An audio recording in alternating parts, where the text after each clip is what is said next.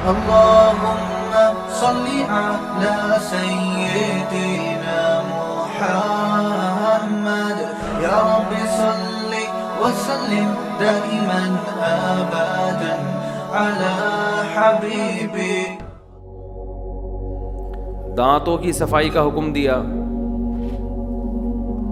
دانتوں کی صفائی اتنا زیادہ حکم دیا کیونکہ دانت سب سے زیادہ انسان کے خراب ہوتے ہیں.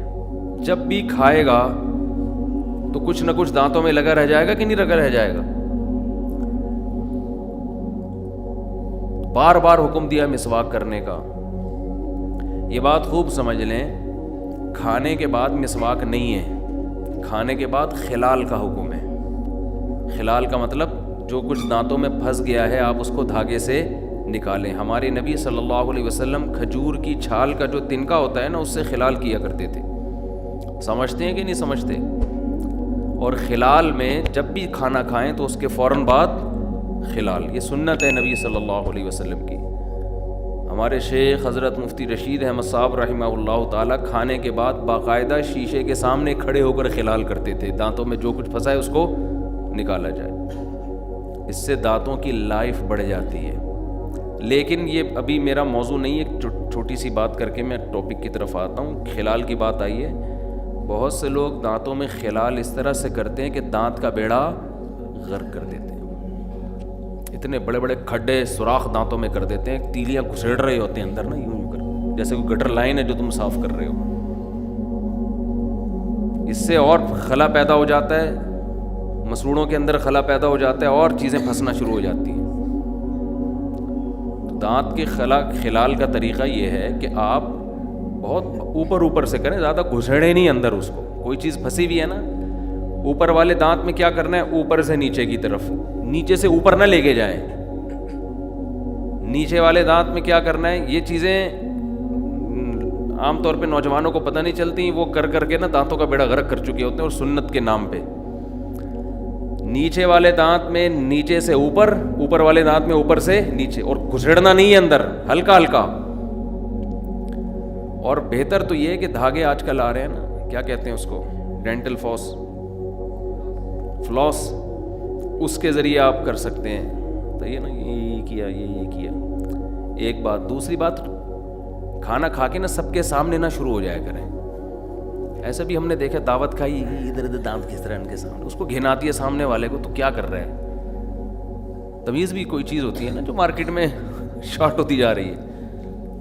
تو آپ نے ٹوتھ پک سے اگر خلال کرنا ہے تو ہاتھ رکھ لیں یہاں پہ, ایسے کریں, سامنے والے کو اپنا مسکراتا ہوا چہرہ نہ دکھائیں, اس کو گھن آئے گی اس سے. سمجھتے ہیں کہ نہیں سمجھتے؟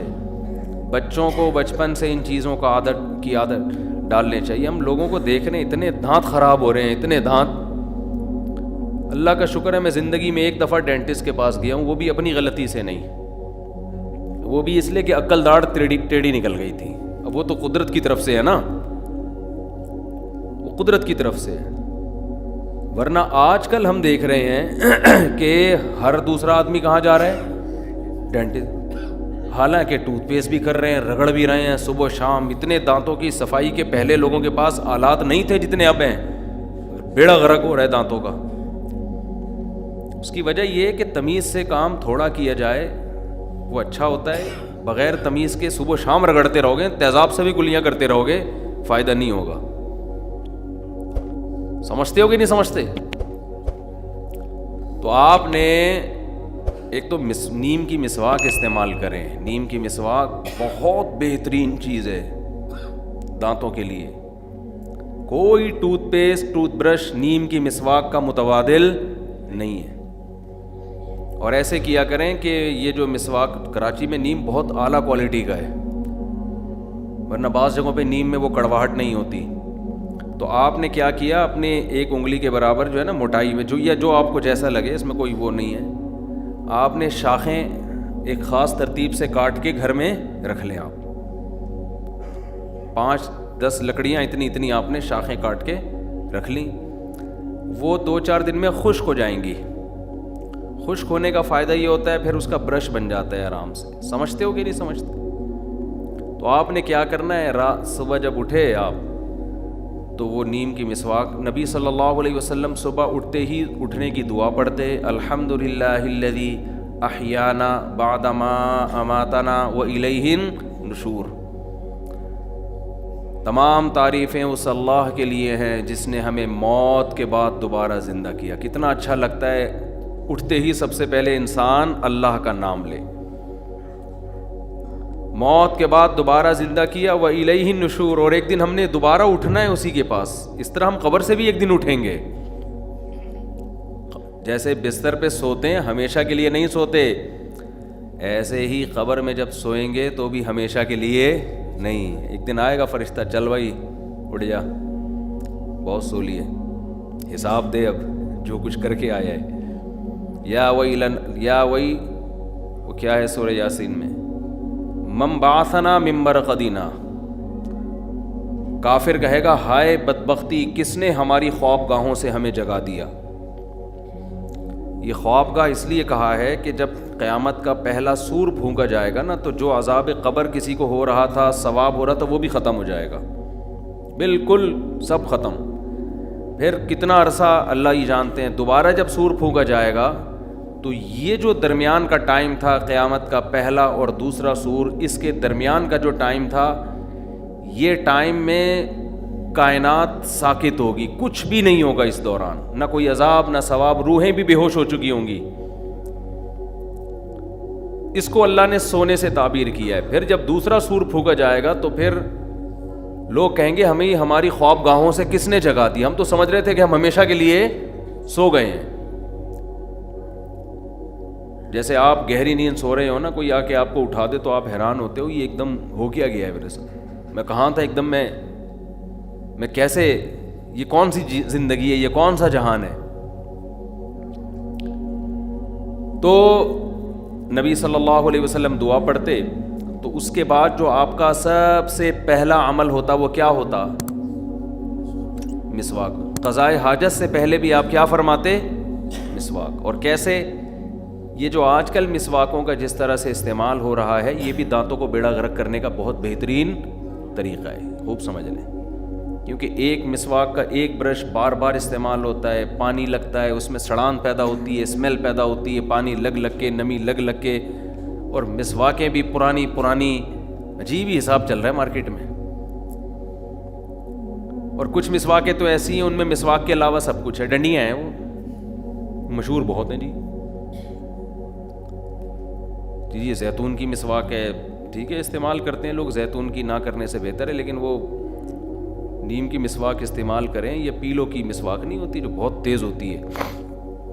تو خیر آپ نے کیا کرنا ہے، نیم کی مسواک سرانے رکھ کے سو گئے، جب صبح اٹھتے ہی دانتوں میں چبا کے اس کو گول گول کرنا، بولو نا کیا ہو گیا، ایسے کرنا ہے، دیکھیں یوں دانت کے بیچ میں رکھا، تھوڑا سا آپ کو لگے گا میں یہ نہیں چبا سکتا، بہت سخت ٹہنی ہے یہ، لیکن لگے گا آپ کو تھوڑی دیر میں نرم ہو جائے گی۔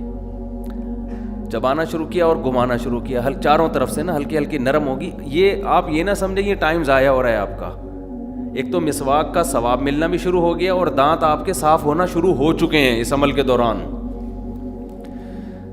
آپ کہیں گے ابھی ہم نے دانتوں پہ رگڑنا تو شروع کیا، نہیں تو صاف کیسے ہو گئے؟ او بھائی آپ کے منہ سے جو تھوک نکلنا شروع ہوگا نا، لعاب بننا شروع ہوگا، اور مسواک کا جو کیمیکل نکلنا شروع ہوگا، ان کے کمبینیشن سے آپ کا حلق، آپ کا منہ اور یہ سارے جرمز مرنا شروع۔ اور یہ جو ہمارے مسوڑے کو انگلش میں کیا کہتے ہیں یار، ایک آسان سا لفظ، گمس۔ آپ کے جو گمس ہیں نا، جب آپ اس کو چباتے ہیں تو وہ بھی کشادہ ہونا شروع ہو جاتے ہیں، ان میں اسپیس بننا شروع ہو جاتی ہے، بلڈ سرکولیٹ کرتا ہے نا۔ جب مسواک کو آپ چبانا شروع کرتے ہیں تو آپ کے دانتوں میں بلڈ کی سرکولیشن بڑھے گی کہ نہیں بڑھے گی؟ ابے جب چلو گے تو ٹانگوں میں سرکولیشن بڑھتی ہے نا، ہاتھ سے وزن اٹھاؤ گے تو ہاتھ میں بلڈ کی سرکولیشن، تو جب چبانا شروع کرتے ہو تو سرکولیشن بڑھتی ہے۔ تو آپ کے جو گمس ہیں وہ مسواک کا کیمیکل جذب کرنے کے لیے ریڈی ہو جاتے ہیں۔ یہ پورا ایک نیچرل پروسیس ہے جو برش میں نہیں ہوتا۔ برش کو چبایا نہیں جاتا، برش گڑ کیا رکھ دیا، وہ بھی صحیح ہے، وہ ایسا نہ وہ بھی چھوڑ دیں، نہ ہونے سے 1000 گنا بہتر ہے، کچھ تو کریں۔ لیکن مسواک کا الٹرنیٹ نہیں ہے برش، اور مسواک کا جو کیمیکل بالکل آرگینک ہے. آپ کو پتہ ہے آج دنیا میں آرگینک چیزوں کی قدر بڑھتی جا رہی ہے. یہ جو کیمیکل ٹوتھ پیسٹ میں ڈالے جاتے ہیں, ہمیں کیا پتا کل تحقیق سے ثابت ہو کہ بیڑا اسی وجہ سے غرق ہو رہا تھا.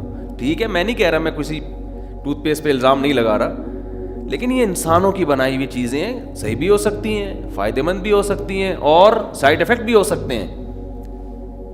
پیغمبر کبھی ایسی چیز استعمال نہیں کرتے جس میں 1% بھی نقصان کا پہلو, کیونکہ پیغمبروں کی گائیڈنس کہاں سے ہوتی ہے؟ اللہ کی طرف سے. ہر پیغمبر نے مسواک استعمال کی ہے. اگر اس مسواک میں نقصان ہو رہا ہے تو آپ کا اپنا قصور ہے, آپ استعمال غلط طریقے سے کر رہے ہو اس کو. تو آپ نے کیا کرنا ہے میرے بھائی؟ دانتوں کے درمیان میں رکھ کے اس کو ہلکا ہلکا چبانا ہے اور گول گول گھمانا ہے, یہاں سے بھی اور لیفٹ سائڈ, تاکہ دونوں جبڑے آپ کے استعمال ہو نا.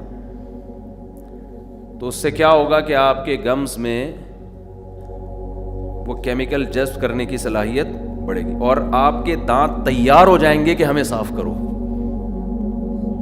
بالکل جیسے ہم جب کھانا کھاتے ہیں تو چباتے ہیں تو معدہ ہمارا نگلنے کے لیے تیار ہو جاتا ہے, اور وہ کیمیکل پہلے سے چھوڑنا, بغیر چبائے نکلیں گے تو ہضم نہیں ہوتا. یہ پورا ایک نیچرل پروسیس ہے, چبانے سے شروع ہوتا ہے یہ مسواک کے, سمجھتے ہو؟ پھر آپ نے کیا کرنا ہے, جب چبا چبا کے ہلکا ہو گیا تو پھر آپ نے اس کو دانتوں پہ رگڑنا ہے تمیز سے. خلال آپ رات کو پہلے ہی کر چکے تھے, اس کا فائدہ یہ ہوگا کہ ایسا نہیں ہوگا کہ مسواک کے جو کیمیکل ہے آپ کے دانتوں کے بیچ میں نہ جائے, کیونکہ جو خلال آپ رات کھانے کے بعد کر چکے تھے اس سے وہ سارے دانت پہلے جو بڑے بڑے اس میں فالٹ تھے, جو چٹانیں پھنسی ہوئی تھیں, وہ کیا ہو گئیں؟ پورے پورے گوشت کے لیگ پیس پھنسے ہوئے تھے, اس میں پٹ کے گوشت پھنسا ہوا تھا, جو بھی تھا وہ سارا کیا ہو گیا ہے؟ نکل گیا. اچھا, ابو داؤد کی حدیث ہے, آپ صلی اللہ علیہ وسلم نے فرمایا جب دانت سے خلال, زبان سے خلال کرو تو نگل لو, جب کسی باہر کی چیز سے خلال کرو تو اس کو باہر پھینک دو. ابے بھائی کوئی گوشت پھنسا ہوا ہے, آپ نے زبان چلائی, نگل لو اس کو, لیکن جب آپ ٹوتھ پک وغیرہ سے خلال کریں تو نگلے نہیں بلکہ اس کو باہر پھینک دیں. اس میں کیا حکمت ہے اللہ ہی جانے. آپ نے کیا کرنا ہے, اس مسواک کو آپ نے پھر دانتوں پہ گھمانا شروع کیا. اس کی کڑواہٹ آپ کے جو پھیپھڑے ہیں نا ان تک کو صاف کرے گی, آپ کے گلے کو صاف کرے گی, آپ کی ناک کی رطوبات کو خارج کرے گی. وہ ایک ایک چیز میں حکمت ہے, یہ سب پہلے کی کروایا جا رہا ہے. اس کے بعد جب آپ وضو کرو گے نا تو آپ کی ناک بھی اچھی طرح سے صاف ہوگی, وہ کیمیکل ناک تک, آنکھوں تک پہنچے گا وہ, اور آپ کی نیند کو بھی غائب کر دے گا, آپ فریش ہو جاؤ گے. سمجھتے ہو؟ اس کیمیکل سے کاکڑ دن نہ ہو جائے گا بس. اور میں مختصر لفظوں میں اور کیا کہہ سکتا ہوں یار, آپ کر کے دیکھو, مزہ نہ آئے پیسے واپس, اور ایک الگ تازگی محسوس ہوگی آپ کو, ایک الگ ہی خوشی محسوس ہوگی, روحانیت محسوس ہوگی. اس کے بعد آپ نے واش روم جانا ہے تو جائیں, اگر ضرورت ہے, نہیں ضرورت ہے تو یہ کوئی فرض واجب نہیں ہے. لوگ صبح اٹھ کے نہیں بھی آ رہا ہوتا واش روم جا رہے ہوتے ہیں. بعض لوگوں کو دیکھیں نماز کے ٹائم پہ لازمی بیت الخلاء گھسیں گے, میری آج تک سمجھ میں نہیں آیا بھائی. واش روم کا تو جب تقاضا ہوتا ہے تو نماز کا ٹائم نہیں بھی ہو تو بھی جاؤ, جب تقاضا نہیں ہے تو نماز سے کیا, تو نماز اور واش روم یہ لازم ملزوم نہیں ہے, سمجھتے ہو. لیکن بہرحال ہوتا ہے صبح صبح عام طور پہ لوگوں کو, تو چلے جائیں واش روم سے فارغ ہو کر پھر آپ نے کرنی ہے وضو. اور نبی صلی اللہ علیہ وسلم نے خاص طور پہ صبح کے وقت کے بارے میں فرمایا کہ شیطان آپ کی ناک کے نتنوں کے اندر ٹھکانہ بنا کے رات کو بیٹھتا ہے, حدیث کے الفاظ ہیں. تو صبح کے وقت جب ناک صاف کی جائے تو اچھی طرح سے کی جائے, پانی اندر تک پہنچایا جائے, پھر خوب اچھی طرح سے ناک صاف کر کے جو ناک میں رطوبات پھنسی ہوئی ہیں ان کو نکالا جائے. حدیث کے الفاظ ہیں شیطان رات وہاں بیٹھتا ہے. یہ حدیثیں اپنے ظاہر پہ نہیں ہوتی, اس کا مطلب ہے کہ وہ اس جگہ کو صاف کرو, وہ درد سر بنے گا آپ کے لیے. کتنے لوگ ہیں صبح اٹھتے بس کلی بھی نہیں کرتے, چائے پینا. بیڈ ٹی وی ہے بڑے گھرانوں میں, بڑے گھرانوں میں نا بستر پہ صاحب کو جگانے کے لیے پہلے کیا چاہیے؟ ٹی. وہ مسواک نہیں کرے گا, دانت صاف نہیں کرے گا. آپ یہ تکلف نہ بھی کرو نا, صبح اٹھ کے پہلے برش کر لو, بس یہ بھی کافی ہے. بھائی اتنا ٹینشن میں جانے کی ضرورت نہیں ہے. ایسا نہ ہو کہ لوگ اتنا پہلے یوں چباؤ پھر یوں کرو پھر یہ چھوڑو یار. تو کوئی بات نہیں, آپ اٹھو برش کر لو پہلے, اس سے بھی فریش ہو جاؤ گے, ٹھیک ہے. تو اور ٹوتھ پیسٹ جو ہے نا, کمپنیوں کے اشتہار دیکھ کے, ایڈورٹائز دیکھ کے نہ لو, کسی ڈاکٹر سے پوچھو کہ کون سا کرنا چاہیے. ہمارے ہاں چیزیں خریدی جاتی ہیں ایڈورٹائز دیکھ کے کہ کس کا ایڈورٹائز زیادہ آ رہا ہے. حالانکہ عین ممکن ہے جس چیز کو ایڈورٹائز زیادہ آ رہا ہے وہ سب سے زیادہ نقصان دہ ہو, اسی وجہ سے ایڈورٹائز. اور پہلے ڈاکٹر کے اپنے دانت بھی دیکھ لو, ہاں, کہ اگر آپ کو اتنا دانتوں کا پتہ ہے تو اپنے کیوں ایسے خراب ہوئے ہوئے ہیں آپ کے. اگر وہ کوئی معقول عذر بتاتا ہے بھائی قدرت کی طرف سے بھی بعض لوگوں کے ہوتے ہیں تو ایک الگ بات ہے, وہ تو پھر اللہ کی طرف سے ہے نا. ہمارے ایک جاننے والے حکیم تھے, انتقال ہو گیا, اللہ مغفرت فرمائے. انتقال بھی 100 سال کے بعد جا کے ہوا ہے. حکیموں کی عمریں بڑی لمبی ہوتی ہیں. میں ایک بات ڈاکٹروں سے کہتا ہوں, ڈاکٹر صاحب آپ کی سائنسی ترقی اپنی جگہ, عمریں ابھی بھی حکیموں کی لمبی ہوتی ہیں, ٹھیک ہے نا. حالانکہ پھیپو بھی ہوتے ہیں حکیم میں بہت سے, سارے نہیں.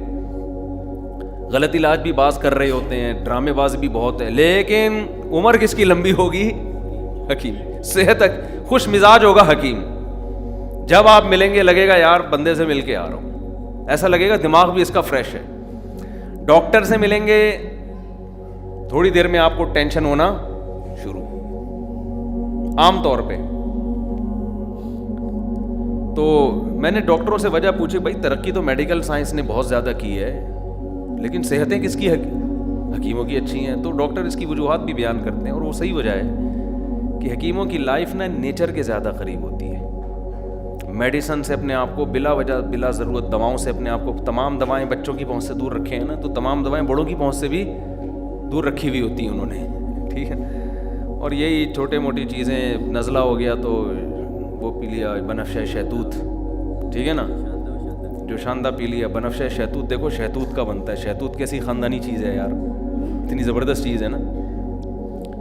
تو وہ بنفشہ شہتوت پی لیا, اور زیادہ ایک دم علاج اینٹی بایوٹک نہیں کھائیں تو آہستہ آہستہ باڈی خود ہی اس کو کور کر لیتی ہے. پھر رات کو جلدی سو جانا, صبح جلدی اٹھ جانا, ٹینشن نہ لینا, ٹینشن ہمیشہ دینا.